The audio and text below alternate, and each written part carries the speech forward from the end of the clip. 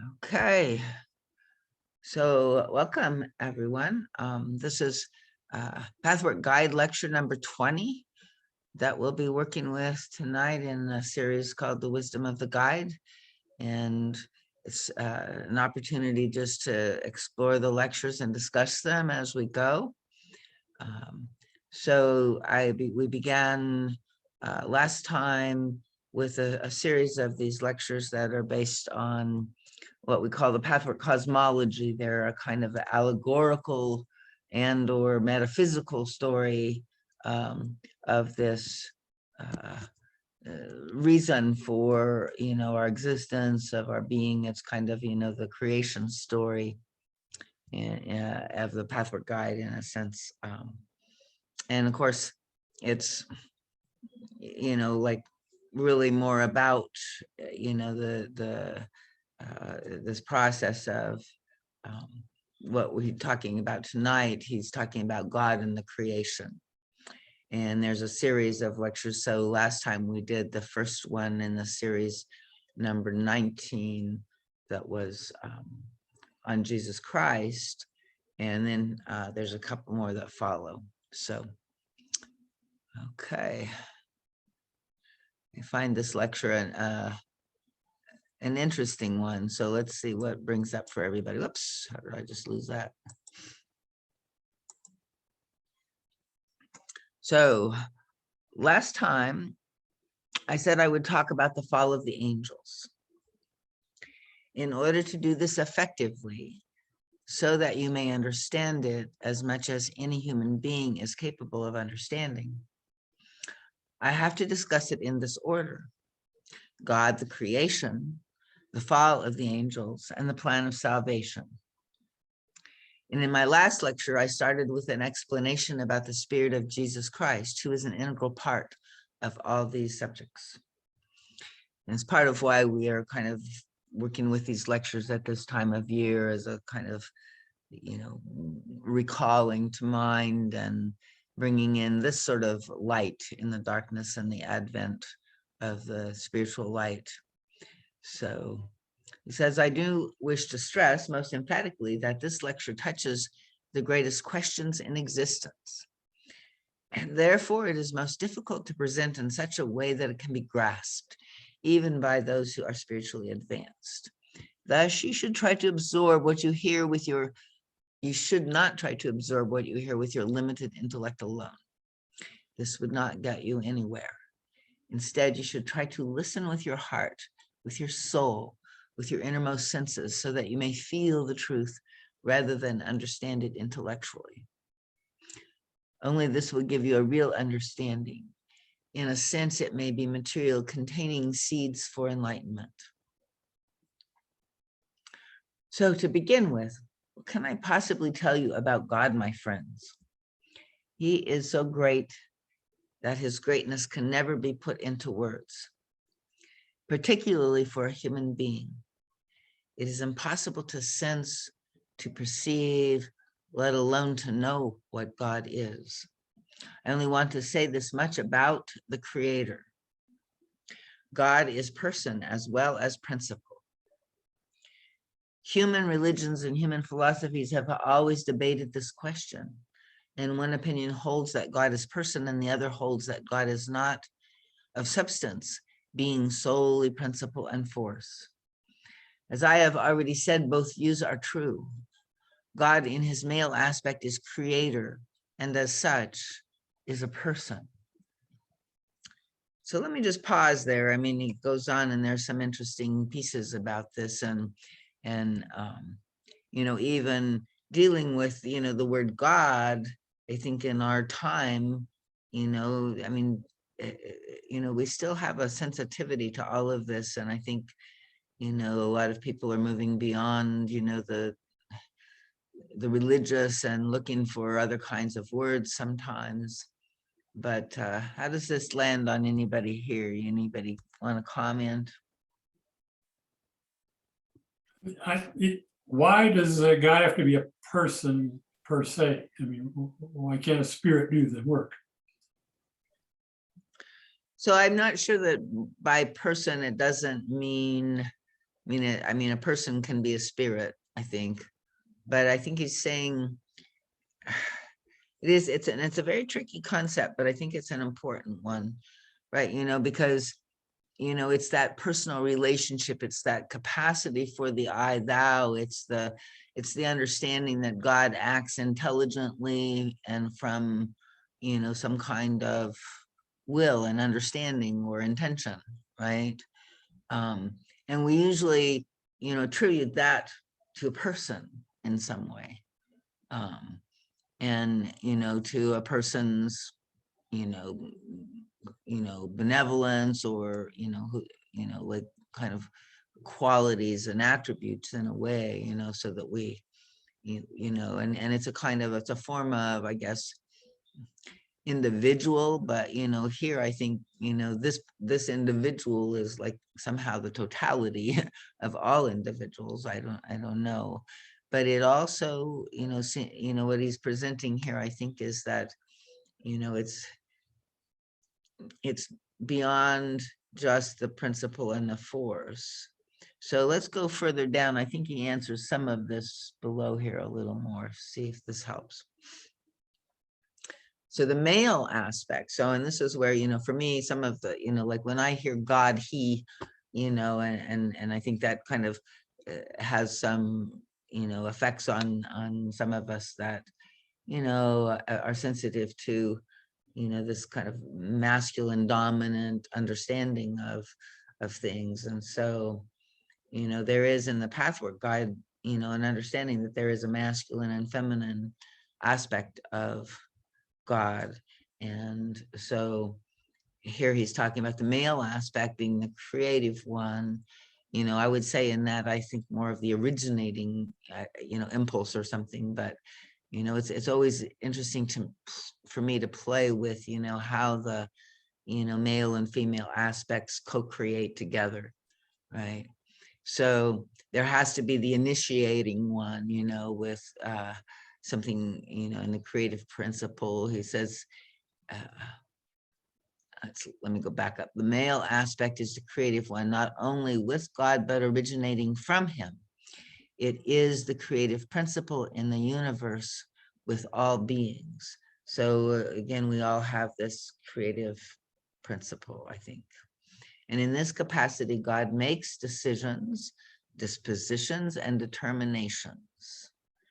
In this capacity, God, as creator and person, created the universe with all its laws and other beings, although the creation of the latter was in conjunction with the divine female aspect. So in many of the lectures, he talks about, you really have to have the balance, and you can't just have the masculine aspect. But he's talking here about, again, this idea that sort of the initiating impulse, the decider, the director, seems to be in that way a person. So does that help? No. Yeah, it helps a little bit. It's just the word person seems so limiting when you try to throw that on God. Yeah, So, and if God is the creator of the universe, who, how, and what created God? well, That's the question. That's the question that immediately comes to me when I read this. But I think this is the idea, is that God is the first principle, and there was nothing that created God. Well, who knows? Maybe there's an alternate universe where almost everything, every being or person is God empowered. And we are only dealing with the physical universe. We have a physical universe that apparently was ultimately created for the sole purpose of having a place where souls could come into a physical being and eventually find their way back to God. I mean, we don't need this physical universe if we don't have physical beings. So perhaps, I mean, I think there's different ways of looking at, the whole purpose of creation, and what it's aiming for and everything. But in this particular, tradition, he's basically, yeah, saying that it was a, it was a way to, a part of the plan of salvation, right? He goes into a little bit later. Exactly. Part of the plan of salvation, we needed a physical universe because we were ultimately going to create physical beings in which souls could take their journey in on. Yes, but as like is that sort of saying that, is that kind of, I don't know, I guess making the physical universe less brilliant, less valuable, like less full of God potential, like it's just here, to be used until we go home and then it's like ended? Because I don't agree necessarily with that. And I don't know if we're talking about the physical unit. I think you tacked on the physical part of it. I mean, the universe is probably way more than just a physical manifestation. I'm over. Okay. Or not. What do I know, right? It could be many things. I think I need a definition of person, Darlene. I don't understand. God as creator and person. What? Because I'm person, Uh-huh. right? Yeah, uh-huh. So God is person like you are. So a person created the universe. Essentially, yeah. I mean, like in the sense that, there's a it's not finding what I wanted. So let me go back where we were. But so to me, when I think of, like, okay, person is not necessarily my physical body. Person is not even necessarily, like my soul, or, like it can be, like it's like, it feels to me like he's talking about, it takes a kind of choice and action to manifest, a vision and a will, right? And in order to have a vision and a will, I think that, like if something has a vision and a will, it kind of makes him a person.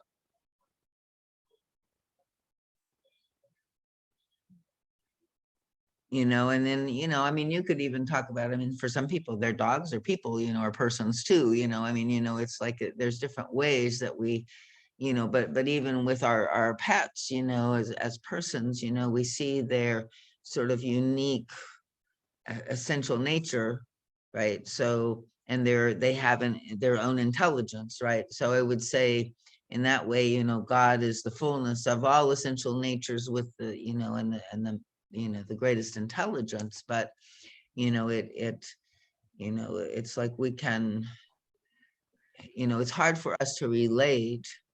And this is part of what Jesus says in the Bible, right? Is that he came because it's hard for us to see God. We can't relate to God. So the So we can guy, see him. Go ahead. I'm sorry. Sorry, what was the question? So the guide is making a specific point in using this word person, right? The guide is, this is the beginning of the lecture. He's like, I want you to know that God is creator and God is person. God is this huge energy force and God is person. Why is he using this language? What do you think he's using this to show that God is in me? God is the I'm a manifestation of God. I think that can be a piece of it. And I think it also, is that question of relatability, right? It's like, it's kind of hard to, pray to, just a non-entity force, right? I mean, you can, I mean, I like to call the light, right? But I kind of give light personhood too, right? And we talk about angels, right? And so I think then we're personifying forces, right? And that's, giving them personhood. And so he's saying it's fine to personify God in order Okay. to make God relatable. Okay, I And can see that. in an essential reality, God is a person, right? In this aspect. Does that It's help? almost sounds like he's also saying it's all right to relate to him as a he. Uh-huh. Yeah, You know, like because in his creative process, he was the masculine, divine masculine. But of course, that well, he just said something about combining the divine feminine with the divine masculine. But he does say in a certain way that it's okay to relate to him as a he. In fact, he does. His, he, his, he, all the time. Right, Yeah. and I think, it's like as he sees these, and I mean, this has been quite controversial lately, even in the international pathwork, the language that the guide uses in all of this masculine and feminine as sort of the transgender culture is, kind of discovering these things and being a part of our community. And, that all of this stuff kind of triggers all of their their buttons. So it'll be interesting to see. But I really do think that it's how it's the labels, right? And so if we can understand the essence of what he's saying, we could even let go of those labels. But there is a way that yeah, back in that time it was even radical to talk about the this divine feminine, right? Divine female aspect. So and he I says get the in many feeling. I that get the feeling actual that he's saying the God is a person because he doesn't want everyone to like attach their own abstract image to what God is.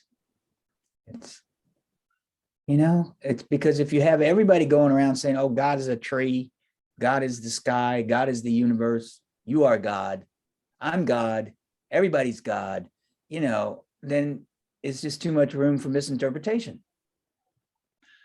Well, I think that's probably true no matter how how you cut this pie, in the sense that I see what you're saying, and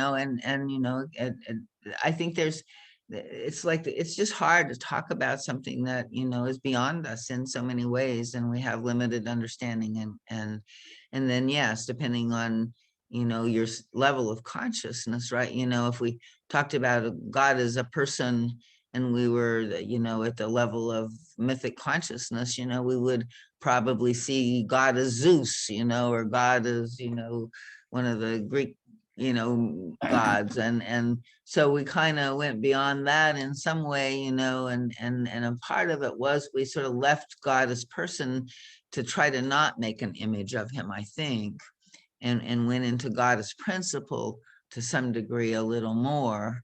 And then I think, in the Christian tradition, it's like, again, Jesus said, you can't see God, so see me and see how God is, right? God is merciful, God is forgiving, God is loving, and I can be the personification of God in some way, right? And you can understand who God is through, how you see me being. So I think there's a way that there's an invitation, right? Again, to, to recognize the generativity of God, and the love of God, so that, some of this principle, of God also, is this principle of love, right? And love to me is very relatable and very personable, right? And we need to have a sense of,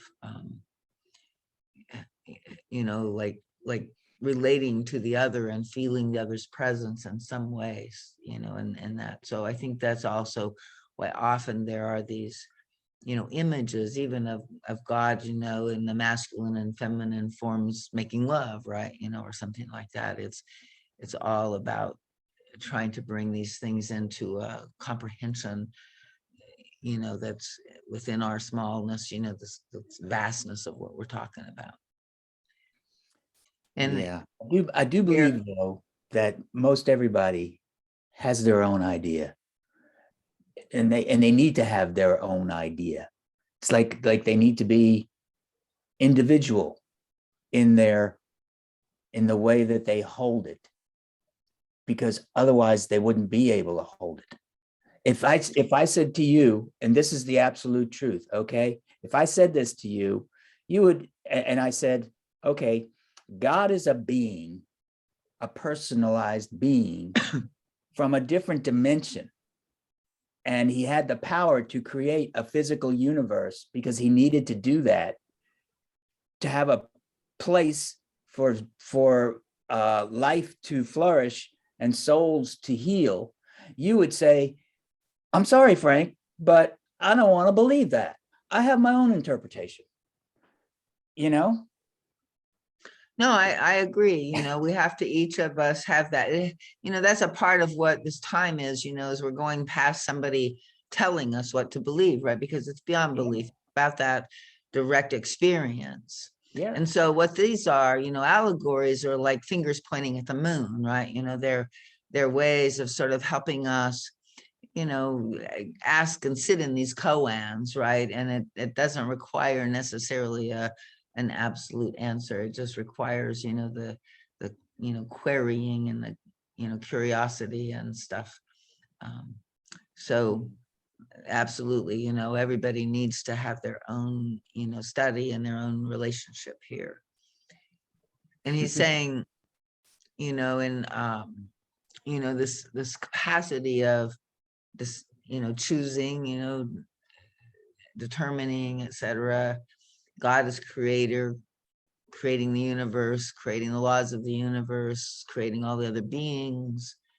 And then he says, although the creation of the latter, I guess he's referring to the other beings. I don't know. I mean, it seems to me that it's kind of all of them in some ways, was in conjunction with the divine female aspect.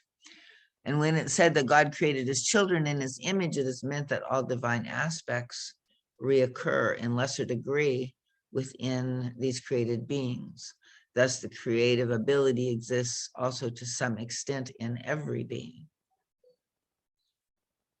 This divine substance, which God possesses to a maximum degree, and which Christ possesses to a lesser degree, but to a greater degree than all other creatures, can best be described as a fluid substance of the most radiant matter. It is the life force. God, as well as all creatures in their highest form of development, can dissolve this fluid substance so that the compact personality, which now here it kind of seems to me be like, individuated, and often he talks about the masculine or the active principle being like a contraction of this flowing, open substance. So here, he's talking about the opposite. So it dissolves into, this compact personality dissolves and becomes a flow, a principle, or a divine stream. And so then it takes on this feminine aspect.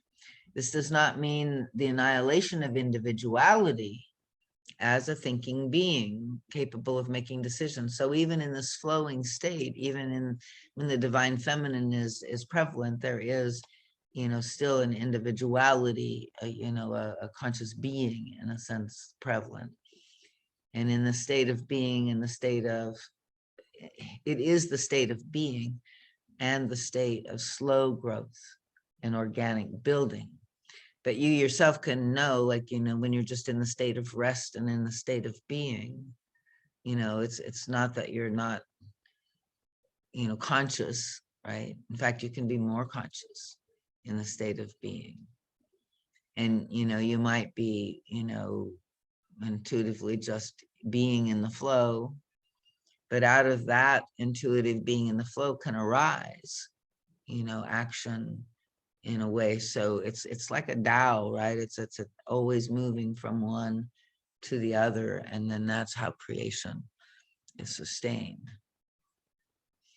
And it is the state of being in the state of slow growth and organic building.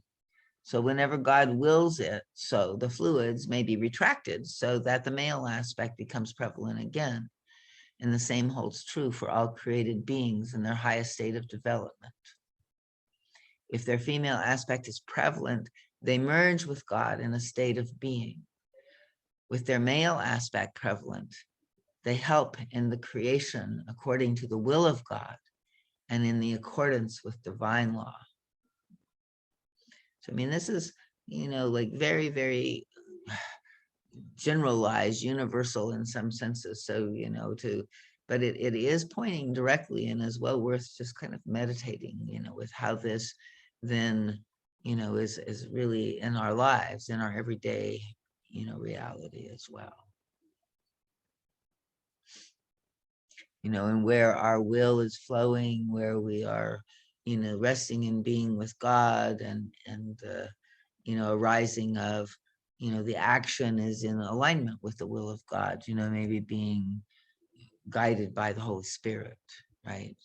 Is I think what he's ultimately suggesting is where we can go with this.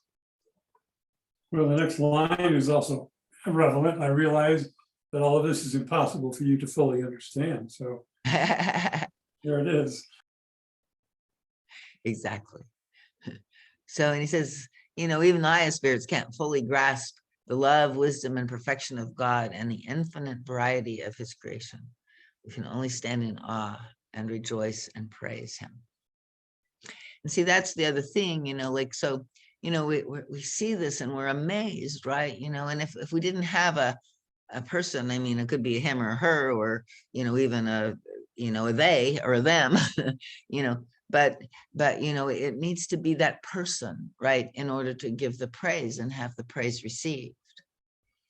So, for me, that's kind of the way. And I can remember, Seth talked about a long time ago in a creation story that, he said, like, in the beginning, there was all that is, and all that is could do whatever it wanted. It could create anything, it could be anything, it could, do anything.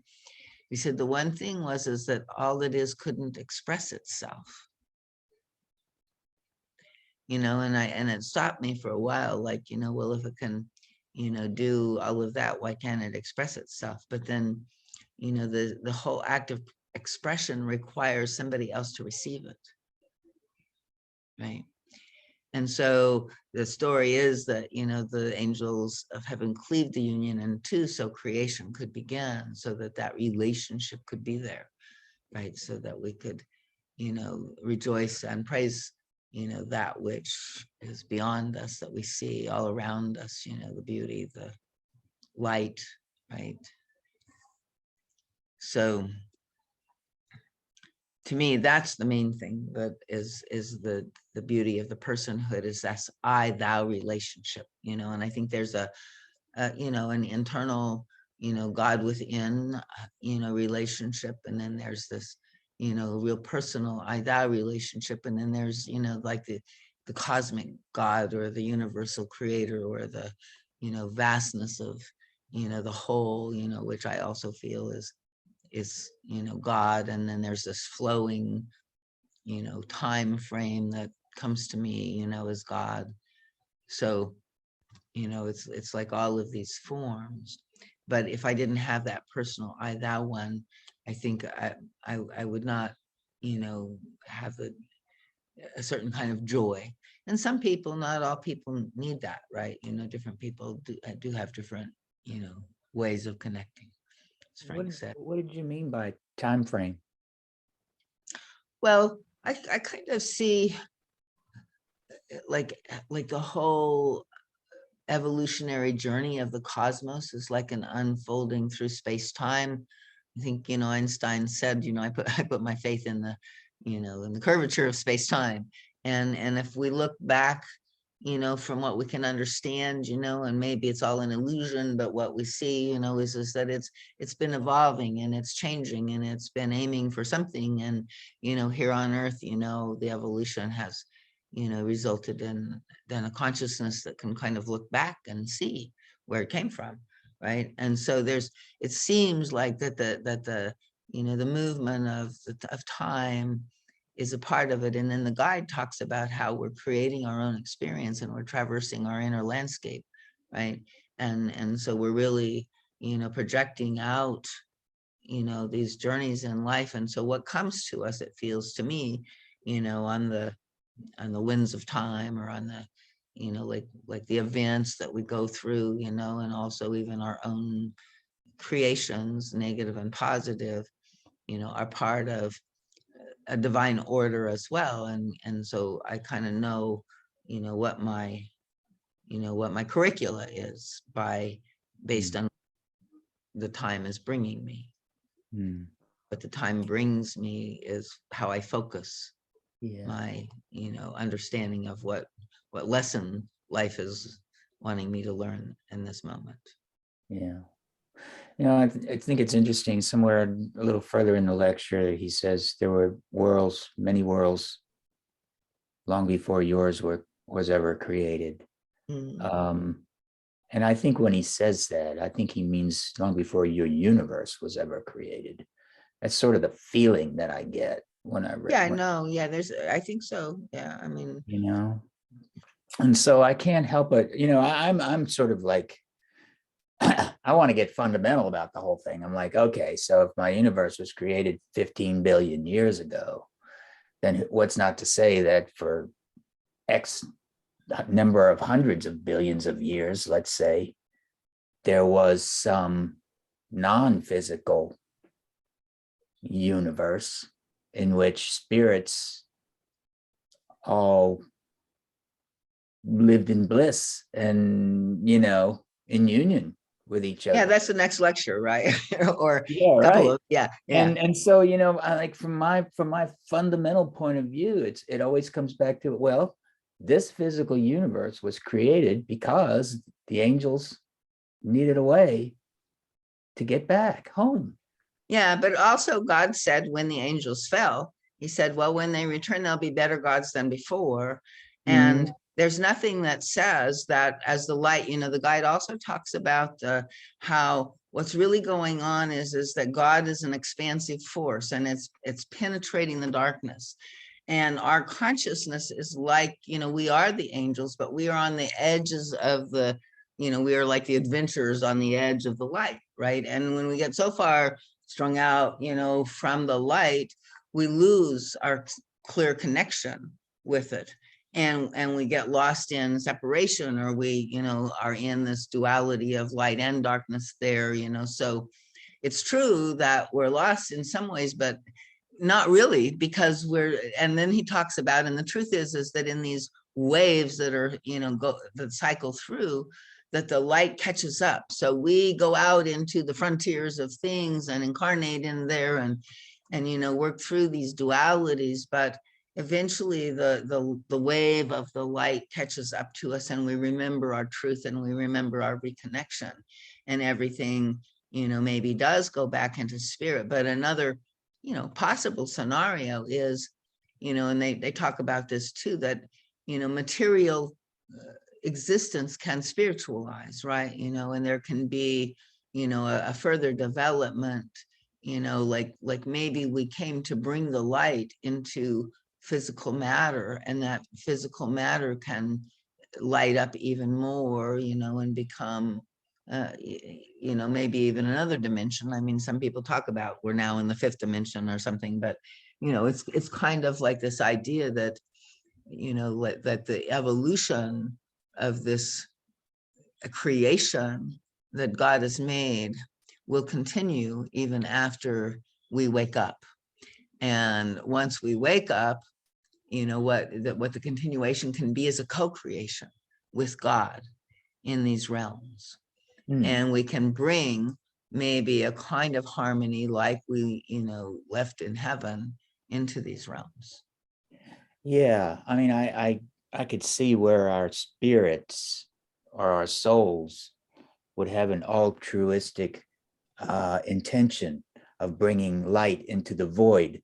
But once we come and become an ego-centric being, we kind of lose track of that mission, so to speak. We can bring a certain amount of light, but we're mostly preoccupied with trying to figure out why the hell we're here and why everything's so damn complicated and painful, And yet, I mean, I think there is a time right now where we're in that, it's possible really to understand this like no other time. And once we do understand it in a way, like, we are, really free, right? So, it is time for those who can to wake up and take advantage and step out of that sort of wheel of incarnation. And we've been doing it. Yeah, the guide says sometimes beings incarnate many times, sort of never really evolving that much. But I think most of us came here this time to take a big bite. And I think even if we don't fully get it on Earth, I think that we have a great experience here that can be sort of chewed on, in the spiritual world and learned from, for other time as well. So yeah, it's all good at some level, I think. And, this, I guess, is to me, sort of understanding, this beautiful, there is a purpose behind creation, and the purpose is, either bringing light into the darkness, or it's bringing the fallen souls back into the light, however you want to look at it. But Yeah. it's a beautiful thing, and that we incarnate to serve that purpose. The higher self knows that, chooses this as part of the mission here, part of the plan of salvation, even when our human self gets lost, or we never fully wake up, or all of that. Yeah, and the guy does indicate in the first part of the lecture that we skipped over that if you found your way to this community, you are truly, it was no accident. You are sort of, in a way, chosen.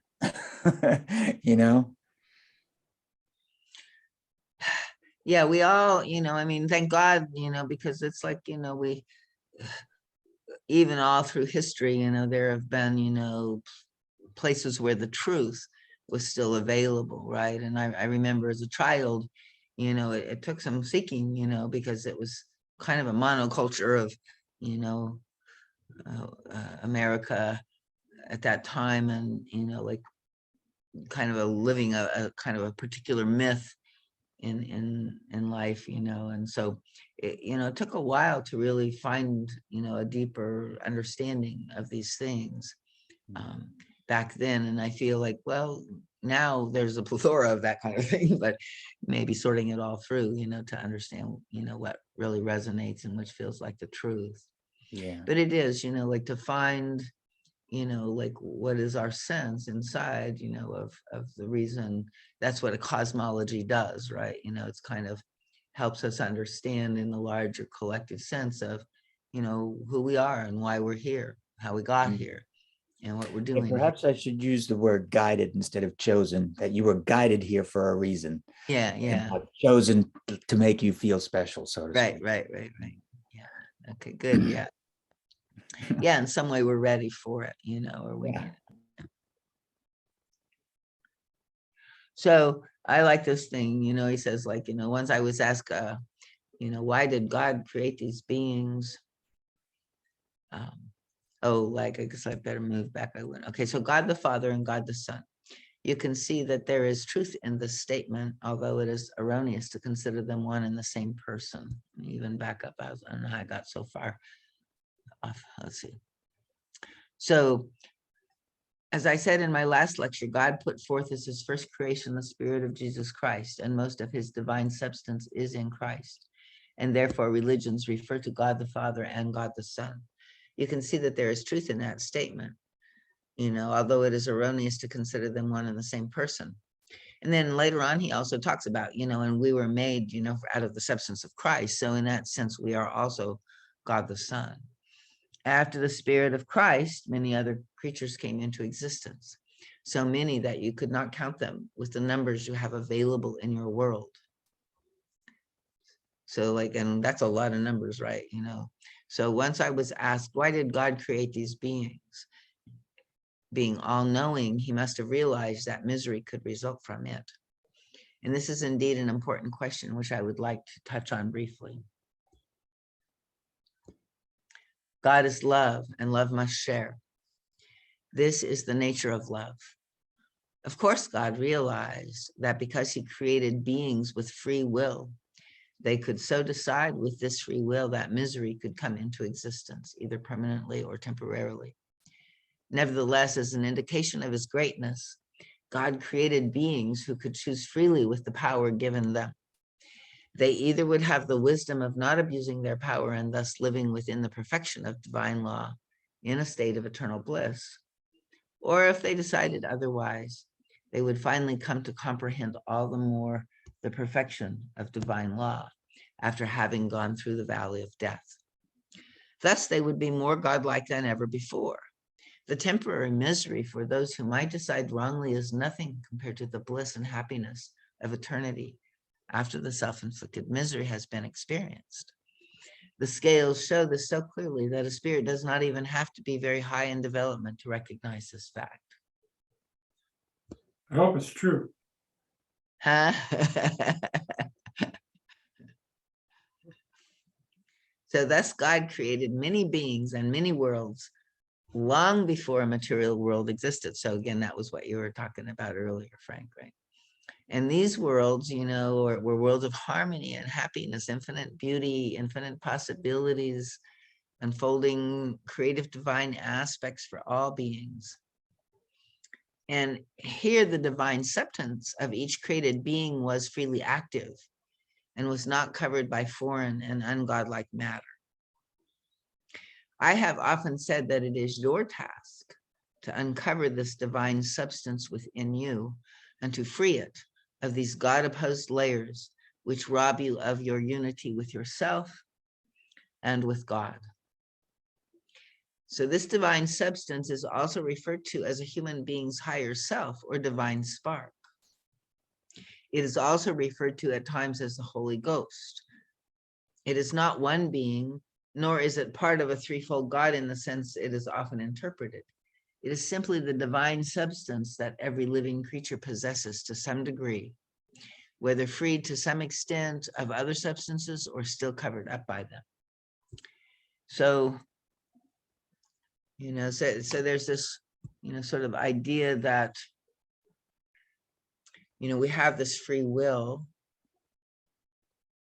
and it's our task, right? We have this divine substance within us that, you know, has, you know, by our free will, you know, gotten God opposed layers connected with it, right? But there's a way in which the task is really to uncover this divine substance within us and to set it free.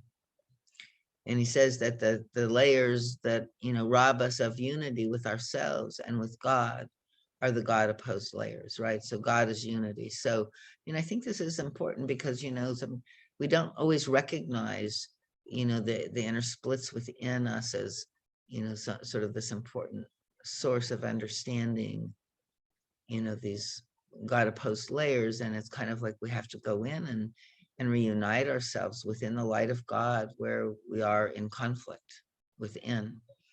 And even when we, you know, like we know we should do something and we really don't feel like it, but we go ahead and do it anyway, you know, there's a way that we are robbing God and ourselves of unity. And there's a way that covers over the divine substance in us. So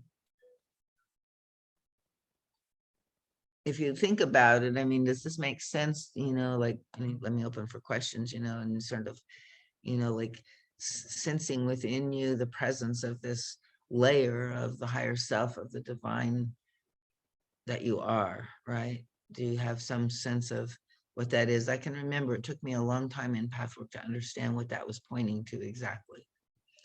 Same with the lower self, but Why don't you tell us what you figured out for yourself, and maybe we'll have a better idea of what we're trying to, you know, say. well, I mean, I think we know in some ways, you know, like that they, you know, some of the divine qualities, right? You know, and we know the guide talks about even our lower self and our negative qualities were original divine qualities, right? And so, the higher self is sort of, I think, naturally, like we don't have to, oh, I should be loving, the higher self is just naturally loving, right? I should be, calm and at peace. Well, the true nature of the higher self, would be calm and at peace. So, the parts of us that we can sometimes get glimpses of that, and sometimes come to us even in the midst of crisis, right? To hold us steady and firm, to, help us deal with things that are difficult. To me, those are aspects of our higher self. And then, in some way, it's the light of awareness, right? So we all have that light of awareness. And, so if you can just feel, that's your divine presence. It's your presence. And so it's the personhood of you, beyond your body and your personality and all of that. It's your pure presence. And if you, have been in places where, you're just enjoying being and being fully present, and just, like what you'll notice is that, it's like it's naturally full of, some compassion, sensitivity, like presence is not kind of just the objective observer, right? It's like, it's playful, it's compassionate, it's, engaging, it's, it's the natural you, it's the true, authentic, higher self of you coming through your apparatus, right? With your gifts and your uniqueness, and that's what we came here to do, right? Is to, enjoy fully the play of expressing, because, in some ways we are just playing a role, or we're playing limited aspects of ourselves, right? And exploring creatively, what to do with certain limits and certain experiences, and, all that makes us up. And yet still give birth to that higher self within us. So does that help? Yeah, and I think that personally, I would say that there's more courage, love, and wisdom on a like a more divine level when you're in touch with your higher self. Mm-hmm. It's not distorted. You sort of intuitively know things that you would be second guessing otherwise, Yeah. Yeah, and that's kind of like sitting and resting in the space of being, to allow those subtle, awarenesses, and to be present enough, right, to hear that small voice of God in a way that, guides in those deeper layers in each moment, right? We can't, it's not figuring out or trying to fix things, and it's just, truly being with what sort is. of what we were aiming at when we were in TP class. We always wanted to be more loving, more courageous, more intuitively, how do you say, wisdomized, so to speak, something like that. It's another word for it, I'm sure. We wanted to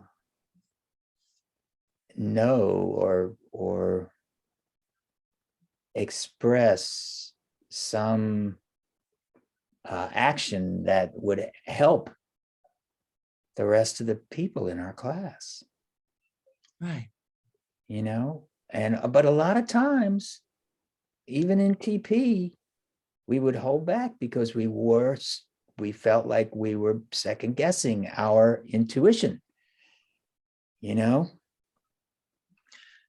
I mean, and part of the guide says is, like, so intuition comes from, the capacity to feel all of our feelings, right? And if we're not able to feel all our feelings, then, and work through, like, well, what is the, hard pain, or what is the reactive, places, right? And calm, because again, we have to be, in that calm, still presence in a way to hear that small whisper of the truth of intuition, and make sure that it's clear and not part of, some, temptation of defense, some temptation of, history, where we're interpreting the present through the lens of the past in some way, right? And it's fine. I mean, we just have to be aware when we're doing that, right? So again, awareness, presence is the light, right? And truth is, of course, a part of the higher self, right? And the guide is so,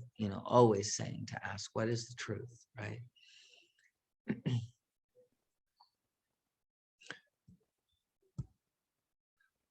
So he says, now you'll want to know how these foreign layers came to cover the divine substance that each being originally was. And this is the subject of the fall of the angels.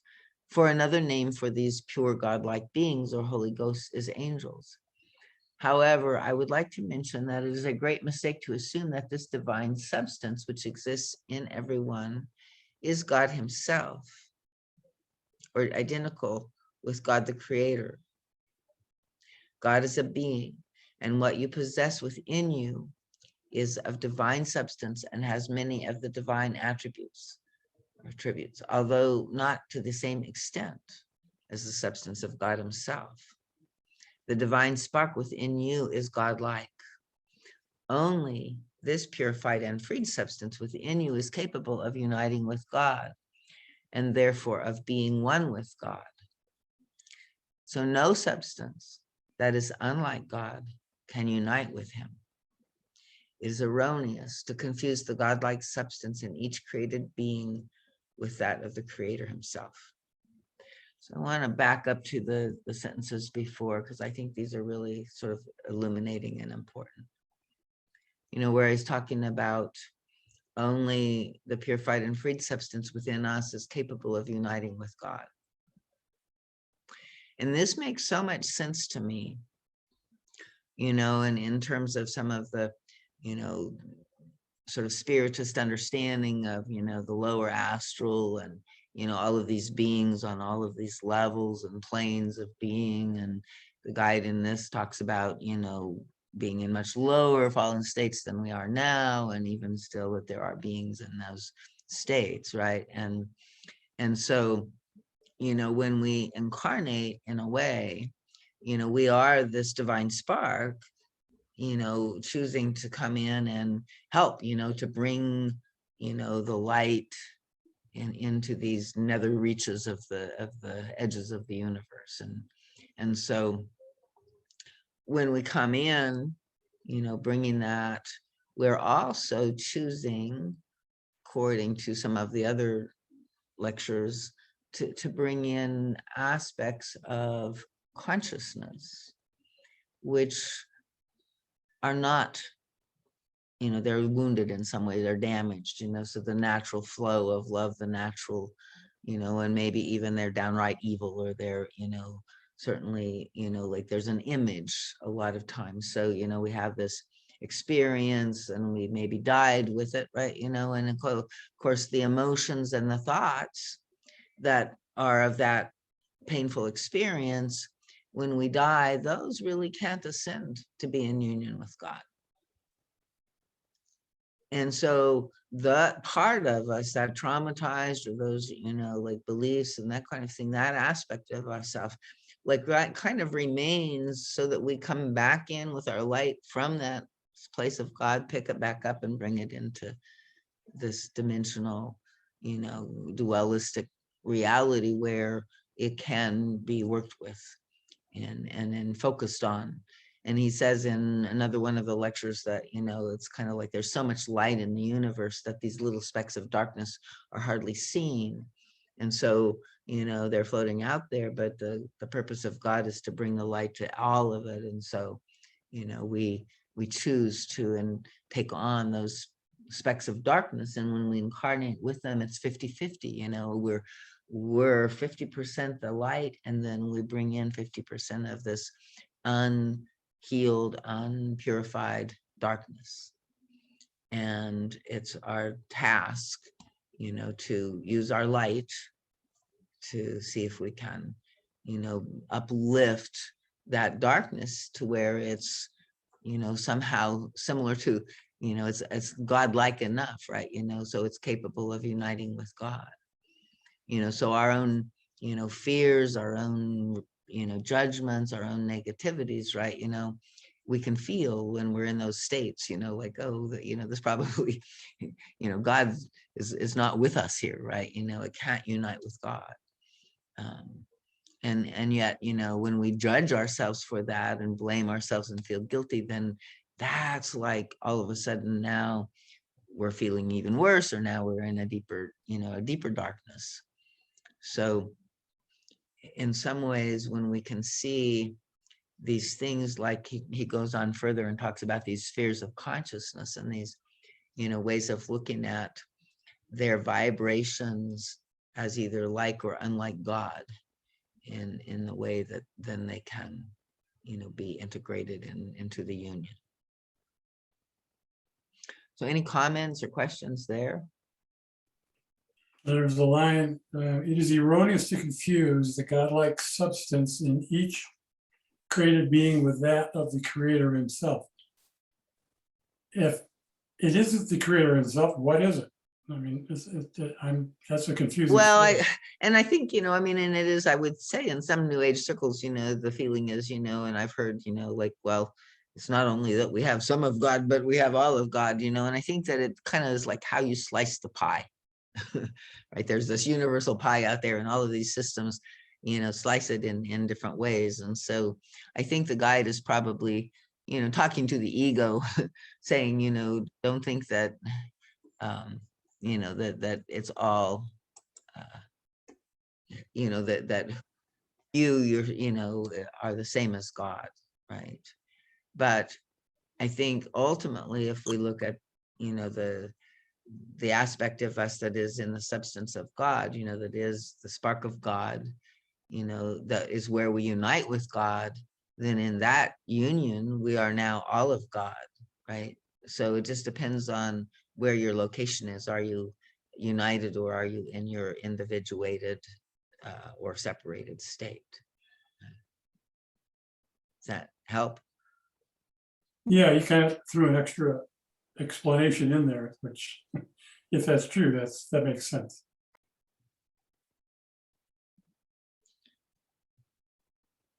So what was the question again? Well, is it erroneous to confuse the godlike substance in each of created beings with that of the creator himself? That was the question, is how can it not be the creator himself? I mean, if it's ego, yes, I get that. But if it's not ego, isn't that God?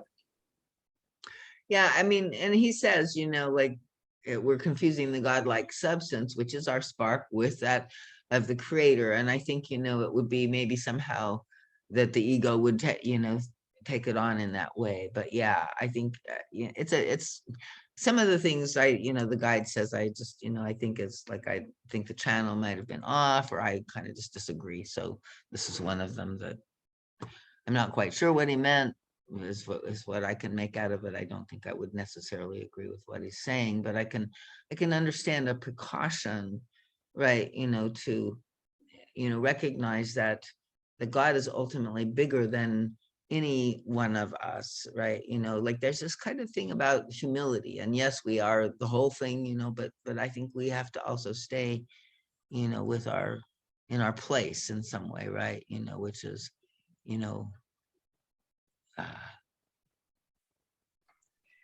God can channel through us, and we want to make that channel more and more available to God, and more capable of channeling the full love and power of God, right? But that doesn't quite make us God now.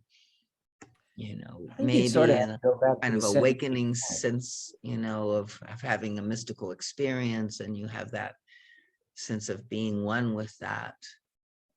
But right now we're still on the planet, right? Yeah, and this is also an edited version I mean, I'd be interested to hear what the Yeah, original we could was. look at that. Yeah, I don't know what she says.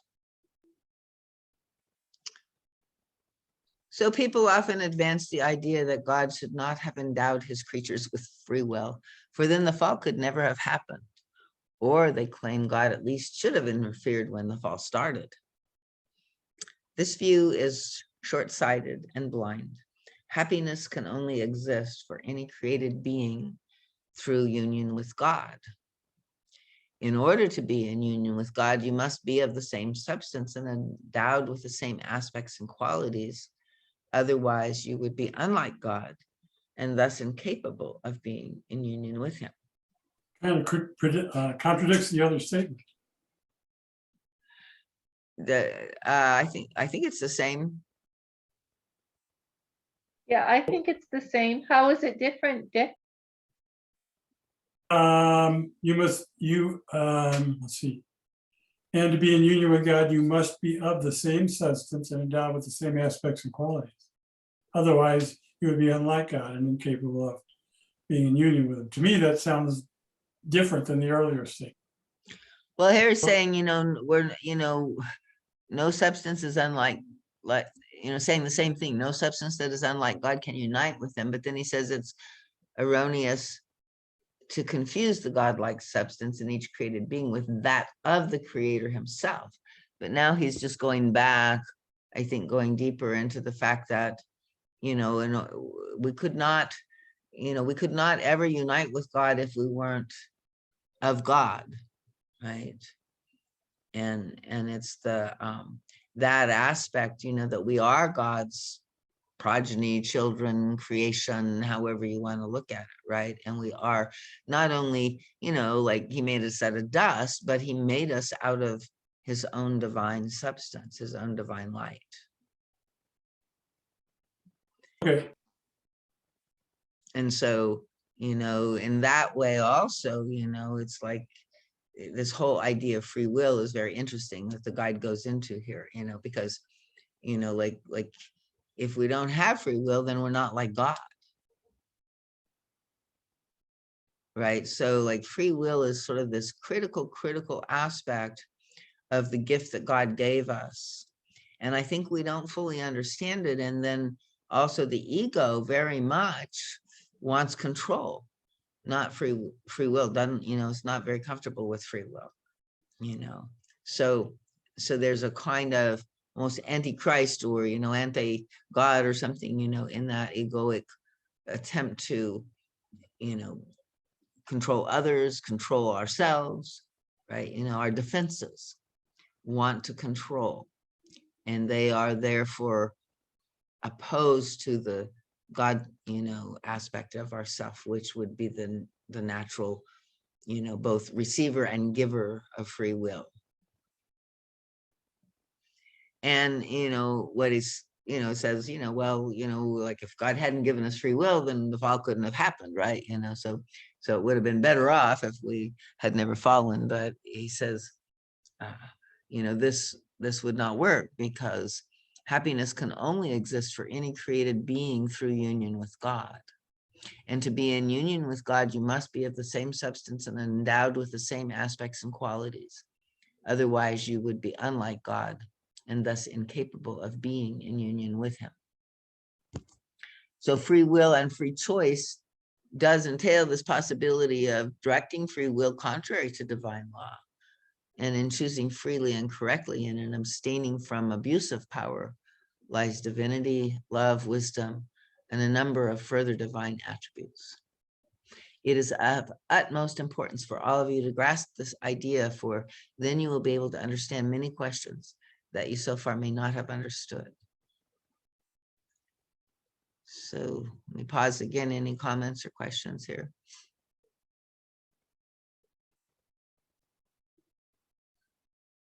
So I think it's like really a beautiful thing, and you can kind of notice, how you are treating, how your will is manifesting, and if it's giving free will, to yourself and to others, as a kind of way of, seeing if, there are opposing ungodlike substances working inside of you, right? So God has also put into creation an infinite number of laws, and these laws provided beforehand for the possibility of a return to God if and when any of the created beings should misuse their power and freedom given to them by God. These laws work in cycles, which have to close whatever happens. And these cycles follow their course, and the laws work in such a way that ultimately everything having once turned away from God and divine law will eventually come back. The greater the distance from God, the more the misery, for only in God and with God lies happiness. Does that make sense? You know, this is part of what our culture has difficulty sort of understanding, is where happiness lies, right? And we go chasing after, you know, all of these material things, and you know, and of course, you know, there is security, and you know, we're trying to understand, you know, how, you know, there's a foundation, you know, beyond the physical, because the physical is always shaking in some way and is not so secure. So to find, you know, this kind of happiness, I think, is that peace which passes understanding, right, beyond the physical realm. And so this is a part of, you know, a promise or a potential, you know, that we can develop, you know, in terms of being awake on earth and part of you know, the guiding lights that are here, rather than, you know, we all need healing, you know, but there's a way in which, you know, there's a lot of people that need a container and need, you know, the more of us that can be holding this understanding and light, I think the better all of humanity, you know, better chance we'll all have. So, and I think, I don't know, probably everybody on this call does make sense out of, you know, like this feeling of being separate from God and feeling lost and alone.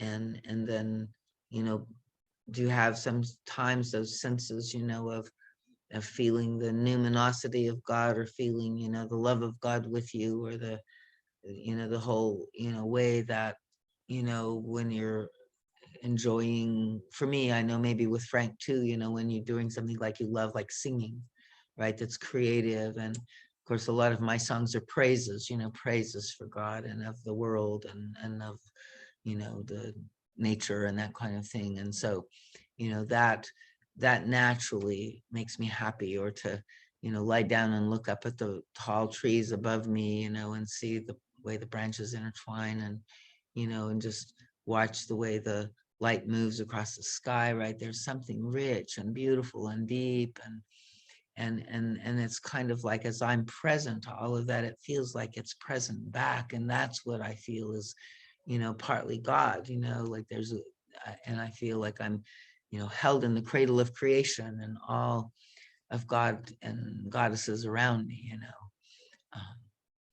And that feels, you know, we're celebrating, feels joyful, feels a deep core of happiness, you know, even if, you know, life can be difficult, and, you know, and I even know, you know, how many people are suffering and homeless in the world now, and, you know, how much things are so, you know, difficult. And it's hard to, you know, feel that, you know, happiness. But I think if we can know that it's really here, that can help others. And if we, you know, get lost in the pain and the suffering in some way, that's not helping us so much. So, you know, it's like holding one with the other, right? And grounding in the truth of the beauty of life, of all of the goodness, something like that. You know, in other lectures, or I can't recall exactly which lecture, but I remember the guide saying God is truth. And it occurs to me that the closer you get to your own particular truth, the closer you would get to union with God. What was the line in the beginning when we first started? God is both person and what else? What was the other? Force or law or principle was what it was. Principle. person and principle. So maybe the truth is the principal part of the equation. Yeah, I mean, I think there are many, like the principle is like truth is definitely one, maybe love, I don't, but yeah, like that's like, it's almost like the fields, God is like these fields of, like reality or something that hold these vibrations or something. But yeah, no, and it is like, in this quote, he's talking about, like really, it's with God that lies happiness, but through the misery, it's kind of what draws us back, right? And so there's a stronger incentive to return. And then he says, this thought also lends itself very well to deep meditations. By grasping some of this truth, you may come to understand many things which have remained hidden from you. So, oftentimes, I look back on difficult times and I can see in hindsight, like the light in that darkness, why I needed to, kind of be in that squeeze, or, go through that kind of process. And it always deepens and gives us, wider understanding. So if your eyes and your inner senses become purified enough, then you recognize this law even in your daily lives, even in small incidences, right? That there's, God is in everything, really, right? So spiritual worlds did exist for a very, very long time, where all created beings lived in a state of bliss and in a way that is unimaginable. The possibility existed for all creatures ever since they came into existence, to choose freely either to live within divine law or to act against it. At one time, one spirit fell under the temptation to act against it. You can find the symbolic explanation of this in the story of Adam and Eve in paradise. Actually, this happened in a very different way, although the idea of temptation was there. Perhaps you are able to comprehend some of this when you imagine that you may possess great power. You may know that to use this power in a certain way might prove to be dangerous for you. And as long as this power is not exploited, you may feel a curiosity concerning what would actually happen if you did use it. This temptation becomes stronger and stronger.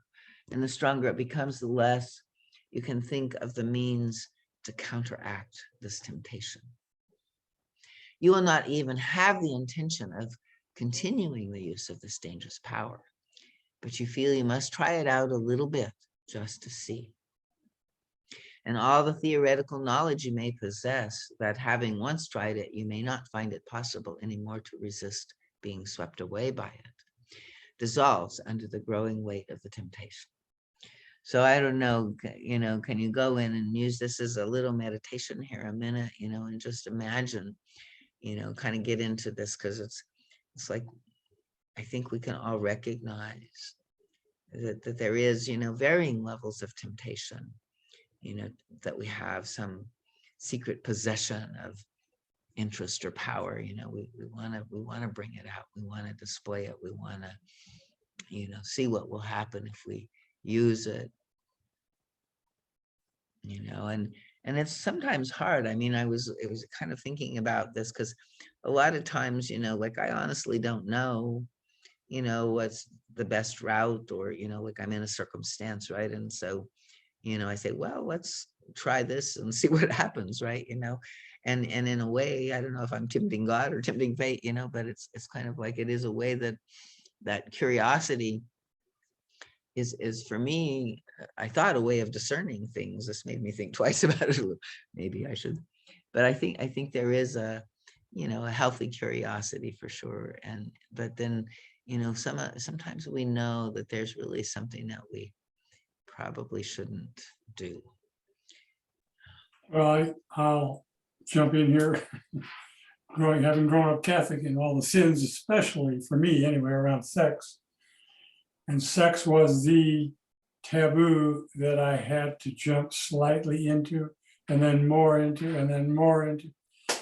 it just got completely out of hand as an adult. So that's how I relate to this. It's like, yep, I get it. And I think a lot of other people have that same issue, especially maybe men more than women. But man, it's because I've read some stats the other day on the well, actually I heard it in the stats from, can't remember her name, who had that sex lecture in that weekend, the international weekend, and the stats on pornography were mind-boggling.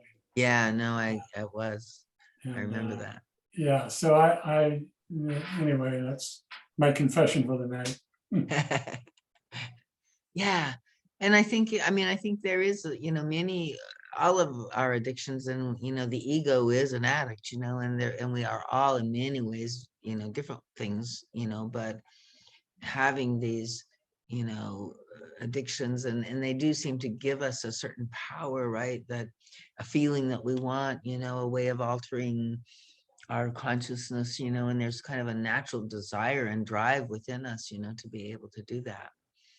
So, it's all very understandable, right?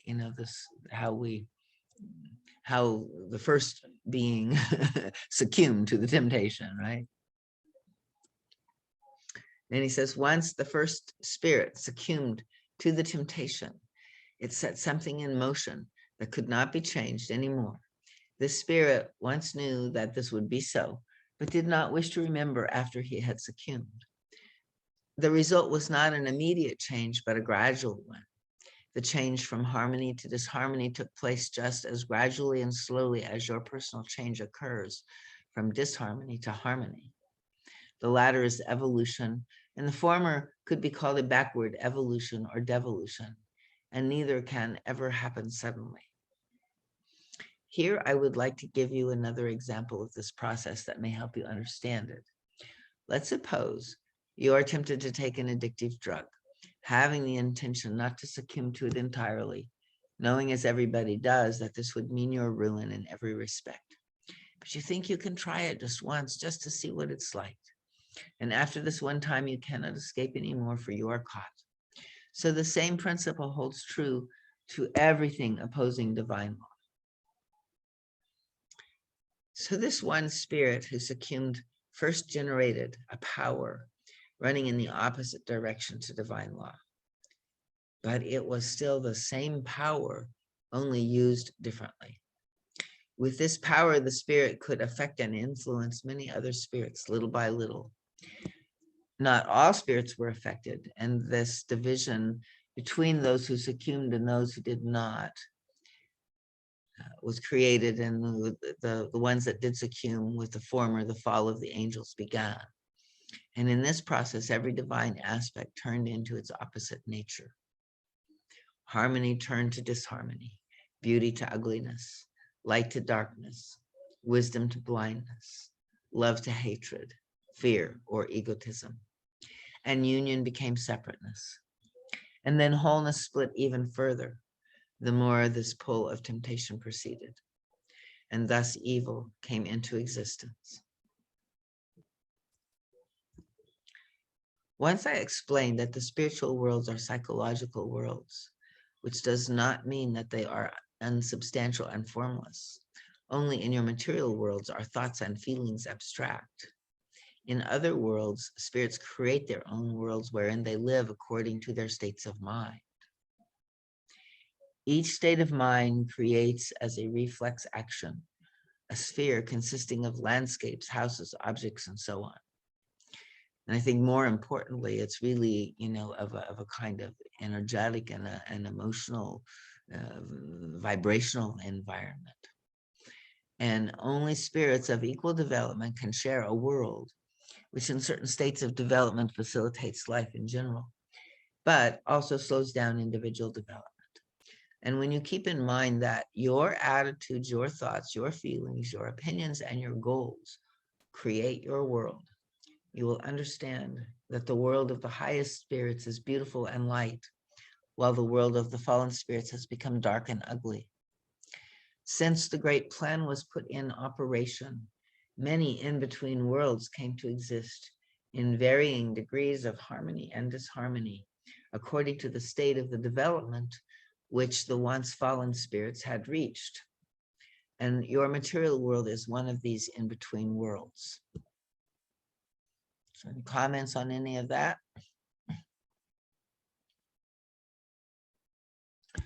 It sort of lends itself to the something I read also in another lecture where the guide says everything here on earth is actually I think it's in another cosmology lecture. Everything is an outcropping of what occurs in the spirit world. Yeah, I think he says this when he's talking about the war that was fought. He says you might think that we don't fight wars in the spirit world, but everything, I assure you that everything that happens on your planet is an outcropping of what happens in the spirit world.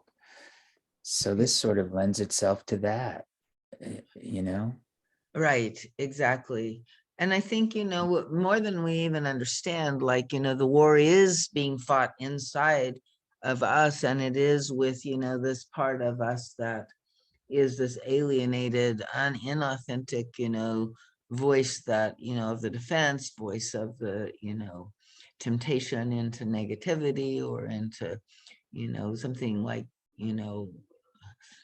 hopelessness or, all of those kinds of things. And so, there's this way, what he's talking about here is that each state of mind creates as a reflex action, a sphere consisting of, and if you can actually landscapes, houses, not, yes, but also like think of it, not so, permanent things, right? Because we go through different spheres of consciousness. I wake up in one morning in one sphere of consciousness and, something happens and, I get a phone call and I go into another sphere of consciousness, right? We're moving through these spheres of consciousness all the time.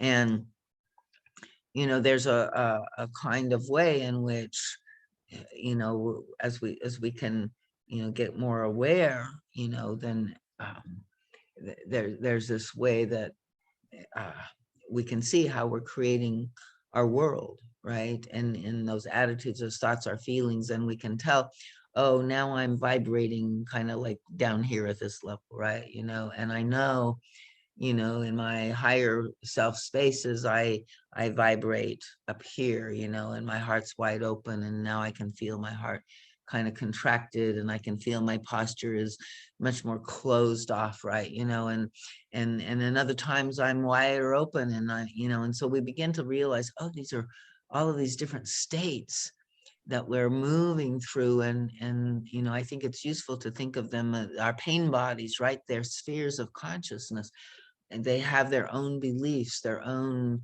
images that they're based on, and then inside of that, image is the feeling that of the defense and the reaction, and if the world is this way, I have to be this way, and and it's kind of like their whole levels of consciousness that we sort of unconsciously fall into and are acting out of and being possessed by, and are unconscious that that's happening.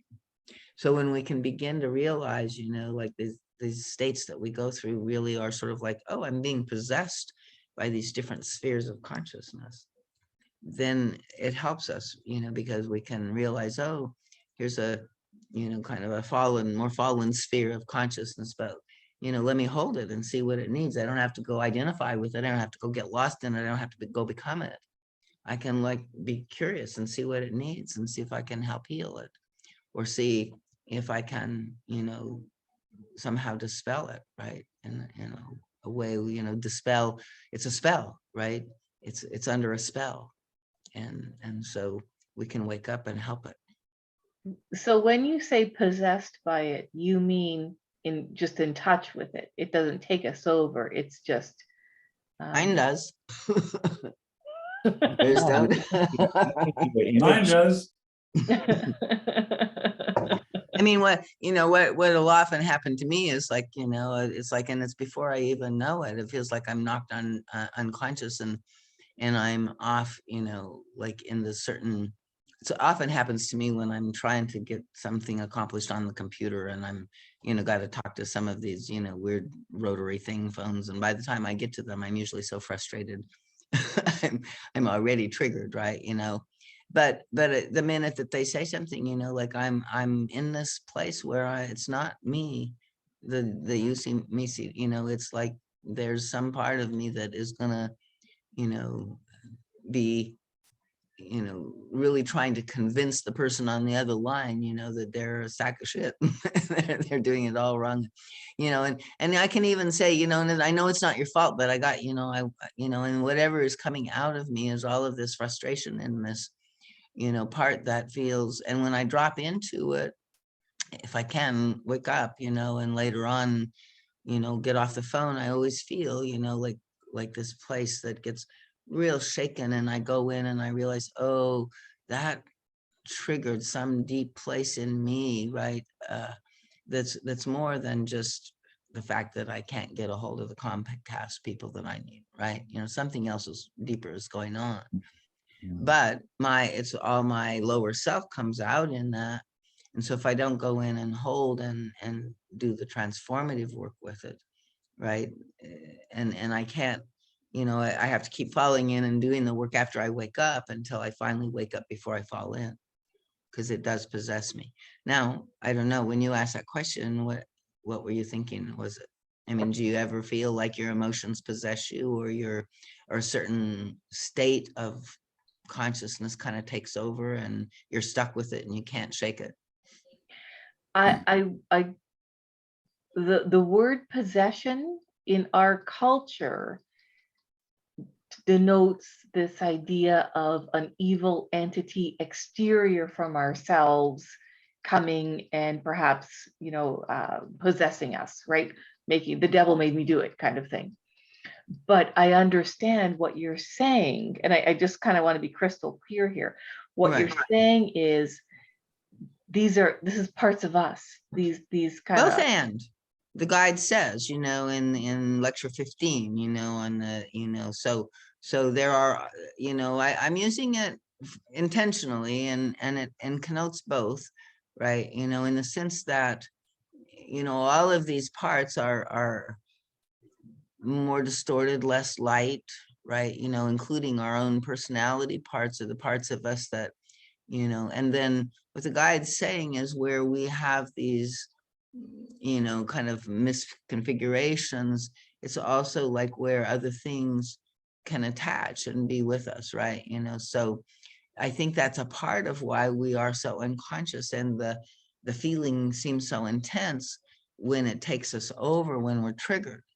I mean, most people talk about this word triggered, is probably, but I think what's really happening is there's this, place that is a trigger, but then what's coming out is more than just the part of you, but is like all of the energies that have kind of come to you.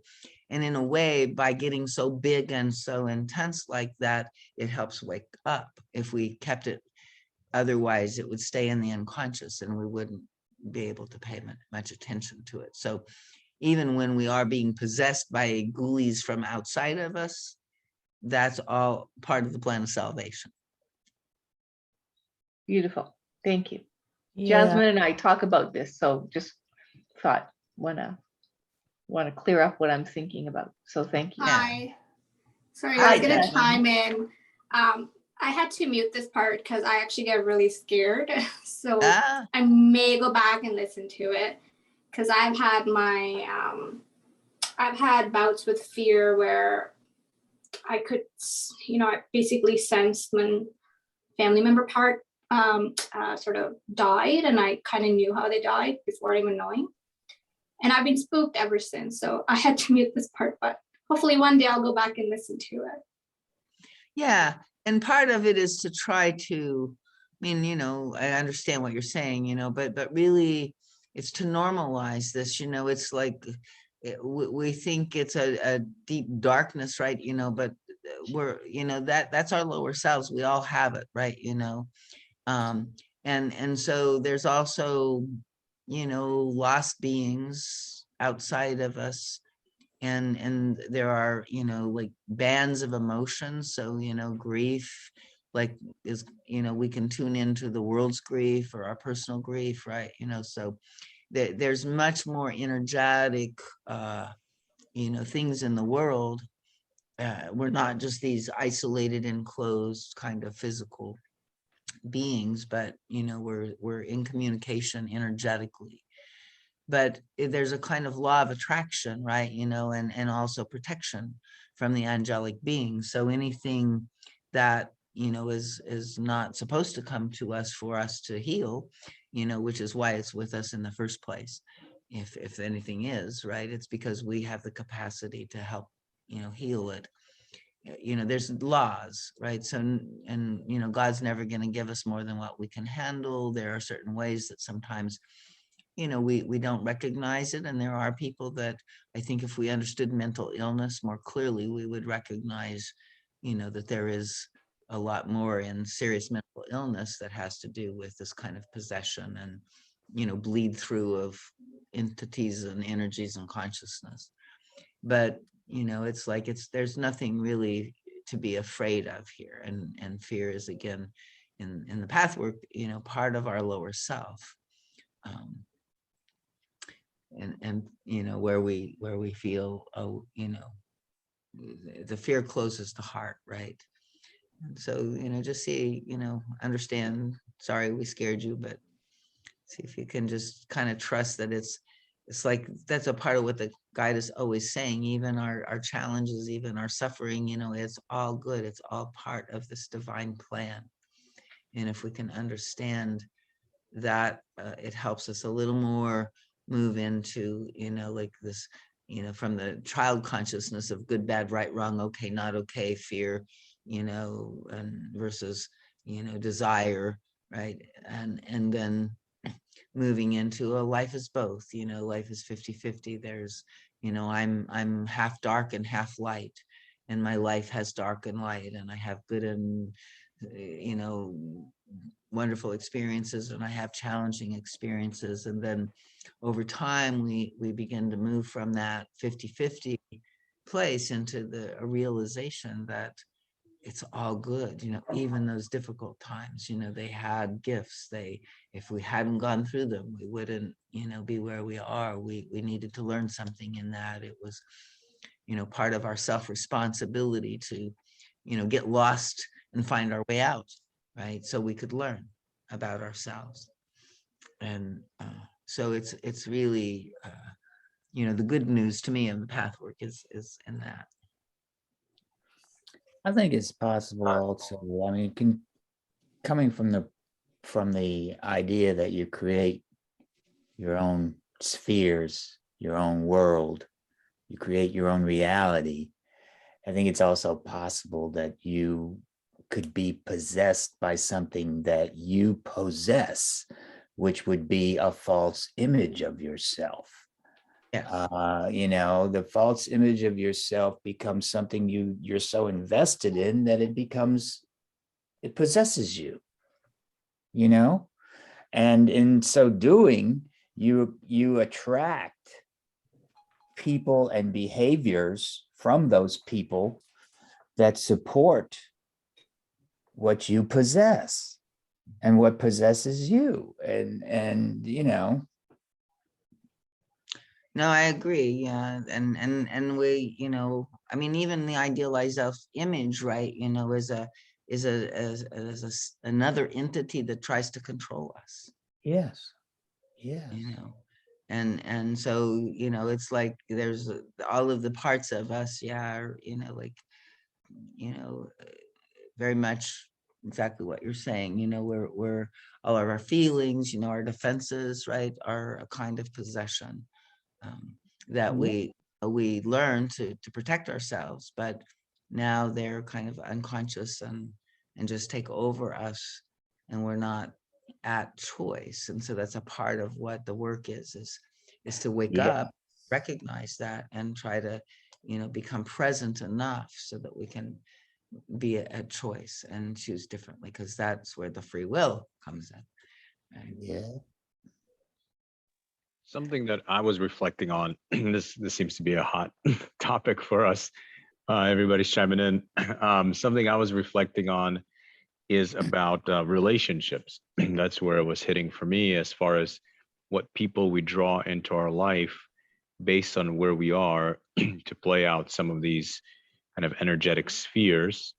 And a part of me was wondering if at certain points, if people start being pulled in other directions, or there's too much chaos in a relationship. In two parts: A, because there's something unfinished and they need to work through that tug of war, that pain. Or B, and I think this is true just in different cases, when people are of different spheres, and there's something that is not matching up, and there's a lot of turbulence that's created from that. Wanted to hear your experience of that and your take on it. Yeah, I mean, and I think, oftentimes we trigger, these incompatible spheres within each other, right? Because it's a part of the possession of the childhood hurt sphere, right? In a way, or, some kind of recreation dynamic, right?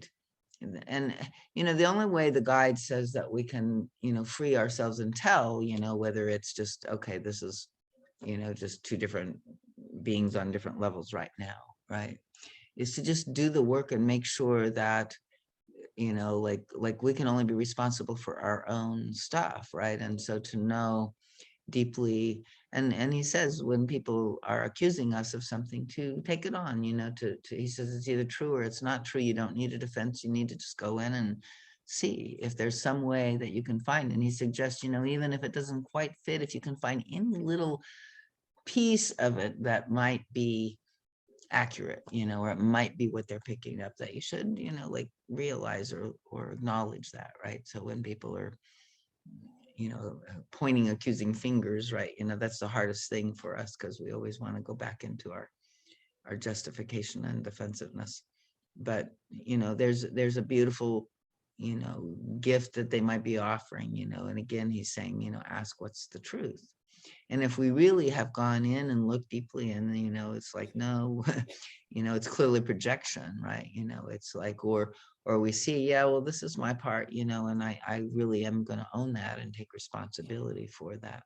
Then if it doesn't resolve in the relationship, then it may need, to just go into separate ways. But the one responsibility we have is to make sure that we're conscious of our own stance and our own energy and the sphere of consciousness that we're coming from.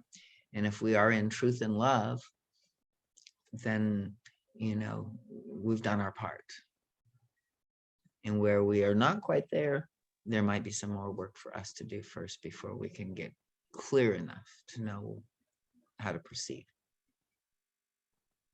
Does that make sense? Yeah, it does. And that's I agree with everything you're saying. It's a hard process of It is. knowing what's what. And yeah, just because you really have to dig in there and really face certain aspects and get clear within yourself what is being reflected to you, and then be solid within yourself to know where the reflection has a grain of truth in it and where the rest of it is past stuff, whether it's past stuff between you and the person that's being brought up again from the past, however many years, or whether it's, something from childhood experiences that the person is carrying. And some of it is, like if you don't get defensive, no matter what they're doing, you're clean. But if they trigger something in you, then there's work for you. I like that. And then there's lots of work to be done. if that's the measuring Amen. tool. And that's the good news, right?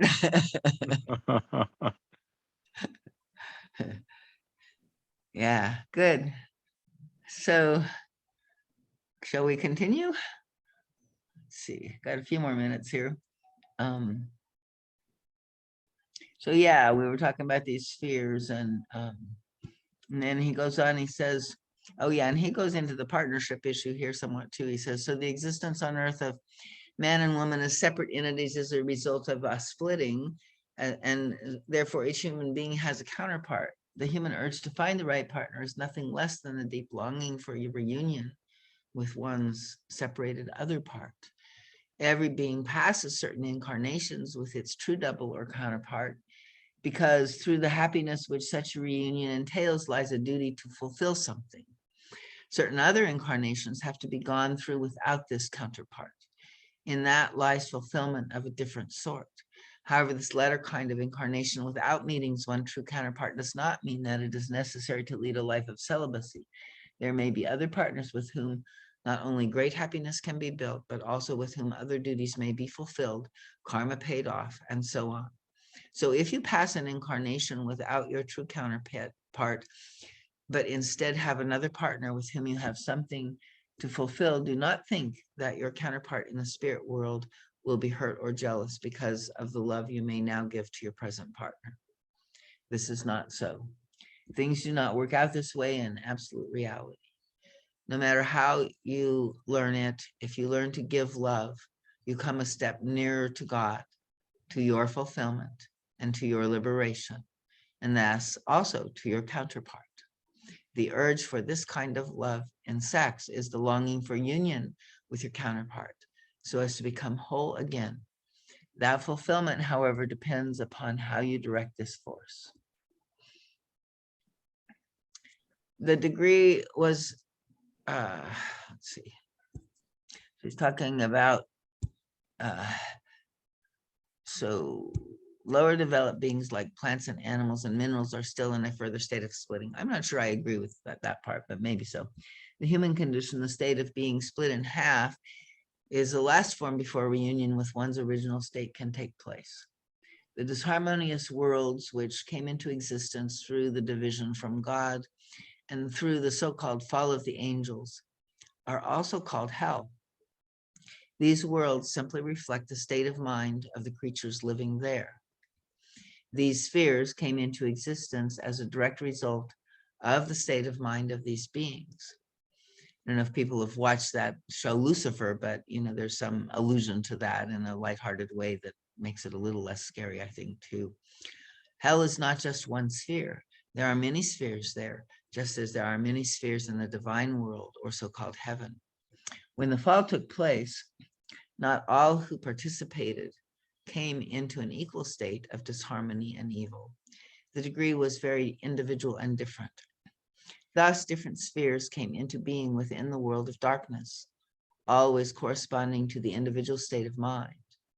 On the whole, one can say that every divine aspect turned more or less into its opposite. And as long as complete purification has not been achieved, some of the characteristics of the fall are still going on within a person to some degree, within each of us to some degree, right? It would be extremely useful for each one of you to delve into your soul and clearly come to feel this process, thus making it conscious. When you consider your individual faults, try to find the original divine aspect of them, for no fault could come into existence by itself. It is only a distortion of something that was once divine. And I found many times, in the healing of my inner child, and going in to be with her, like to get her to this place of recognition, yeah, there's a fault, but what's underneath that is really, just some confusion, your real longing to love, your, attempt to, make connection, whatever, so, when you can see that even our faults were originally divine, or find those divine aspects in our faults, then it is so much easier to purify your faults and to have compassion and understanding and acceptance of ourselves. So at the same time, we lose also the sense of hopelessness, and we'll lose the sense of inferiority. But in order to do so, we first must find out what our faults are and face them courageously. We hide them, or we hope to hide them, and then we're always, not sure if they're going to come out when we least expect or whatever. And so we can't be our real self. It's better to have our faults come out in the real world, so everybody can see, including us, than to try to mask them and hide them. And so sometimes even when our lower self comes out, it's better than to try to just be in our love mask or something like that. So when these worlds of unhappiness gradually came into existence and the separation from God took place for a great number of beings, divine law provided for the possibility to regain the happy state of existence they had once known. However, certain decisions and changes had to be made, always according to the free will of the fallen spirits, either individually or as a group. And this was also foreseen by God and provided for with the timing left for the right moment. All this is part of the plan of salvation for God, for which God enlisted the help of all spirits who remain faithful to him, as well as the help of those who reached and are still reaching sufficient development after their fall to assist others. I will talk more about this next time. So think carefully of all I have said so far, even though there is still some information lacking, which will complete the basic picture for you. Yet even through this incomplete picture, you will find a number of questions answered if you take the trouble to think deeply, to meditate, and to ask God to help you to understand. When you have gained this understanding, you will be in a position to comprehend what life really means, your reason for existence here, and what your personal task in this life is. There isn't a person without a task. Those who have peace of mind will have found their tasks. Whoever has not found this peace has not yet found his or her place. Your innermost self will give you the message, whether or not you have found your task through the happiness or unrest it communicates to you. All you have to do is ask yourself, if you still find unrest, haste, nervousness, lack of peace of mind, then ask God to help you find your task, to be open for it, so that you can understand his guidance. What may still stand in the way between you and the complete fulfillment of your life task may be your personal development. It may be that you are blind to some aspects of your own personality, and they stand in the way to your fulfillment. So do not look too far in your quest for the answer. Right within yourself are all the answers you need in order to conduct your life in a way that God will be pleased with you. So next time I will go into greater detail concerning the plan of salvation, in which Jesus Christ plays a major role. Without him, none of the fallen angels could come back. It is very important to understand this at a certain point of your development. Be blessed. Okay. So, Amen. yeah, so any final comments or questions on this? In 2 weeks, we'll continue on into number 21 and, continue to explore this cosmology. Well, for Thanks. me No tonight, questions, just thank you. Appreciate it. You're Your time. welcome. Thanks for I taking. want to thank you too, Darlene, and just say that the last few minutes of this were very helpful for me, and I really appreciate the lecture. Thanks. Great. And if so between Christmas and New Year's on Tuesday night, I think the alumni is sending out to everybody a link, to a Christmas thing for the Pathwork that some of this will be in. And then I'm also doing my own little light in the darkness, which will, be on solstice, that if anybody, wants a link for that Tuesday night instead, they're going to be similar. You probably don't need to do both, but they won't be exactly the same. So, but I'll plan on, sending out to this group the one for the Pathwork. Make sure you guys have that. And the one for the solstice, please, if you Want don't the one mind. to the solstice too? Okay. Yeah. Just All so we have righty. some nice options. Thank you. Uh-huh. Thanks, Okay. Darlene. Yeah. Thank Yeah, you. it was really great. So the next time we're going to get together is after New Year's, or Well, let's see, in 2 weeks. So like, okay, so we'll still going to do that. I between think it's still Christmas going to and be, New Year's. yeah, I think it should be Wednesday in between, but it'll Okay. probably be after the solstice or after the Pathwork. Okay, 29th. Okay, good. great. Thanks. Bye, everybody. Bye, Bye-bye. everyone.